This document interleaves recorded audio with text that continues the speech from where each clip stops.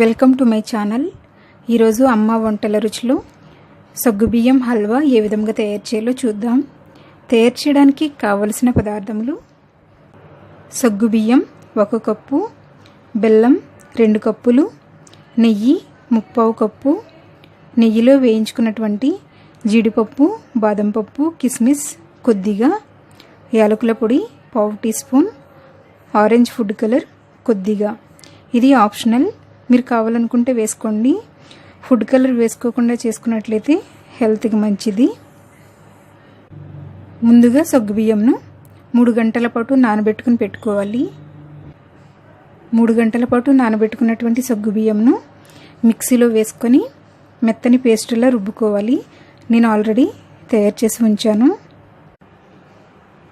Stove మీద కడాయి పెట్టుకొని బెల్లం వేసుకోవాలి. తరువాత కొద్దిగా వాటర్ వేసుకొని పాకం పట్టుకోవాలి.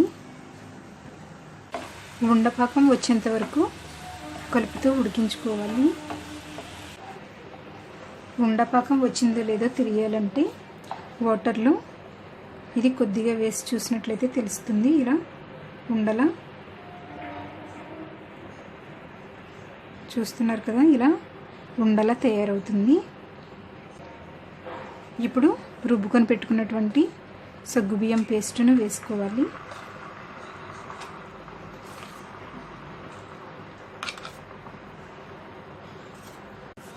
కలుపుతూ లో ఫ్లేమ్లో ఉడికించుకోవాలి.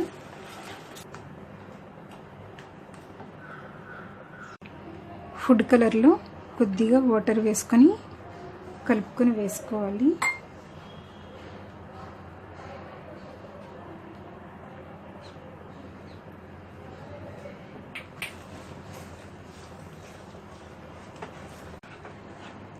ఇది అంతా బాగా కలుపుకున్న తర్వాత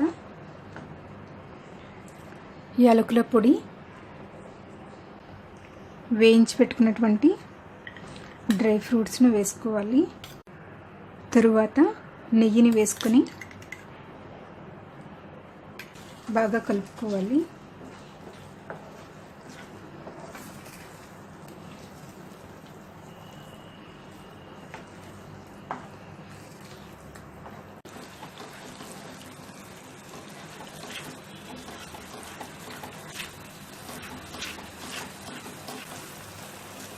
ఇప్పుడు స్టవ్ ఆఫ్ చేసుకుని ఒక బౌల్లోకి తీసుకుందాం.